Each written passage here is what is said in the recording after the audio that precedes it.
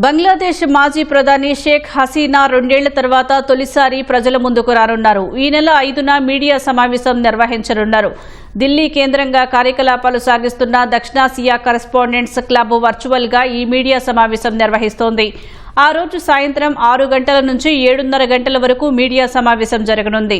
ఢిల్లీలోని sir mark Tully auditorium వేదికగా ఈ మీడియా సమావేశం జరగనుంది. క్లబ్ సోషల్ మీడియా వేదికగా ప్రత్యక్ష ప్రసారం చేయనున్నారు.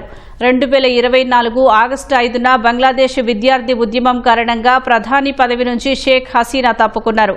ప్రస్తుతం భారత్లో ఆమె ఆశ్రయం పొందుతున్నారు. బంగ్లాదేశ్లోని రాజకీయ పరిస్థితులు, ప్రజాస్వామ్య పునరుద్ధరణ, తన భవిష్యత్తు రాజకీయ ప్రణాళికలను వెల్లడించే అవకాశం ఉందని భావిస్తున్నారు.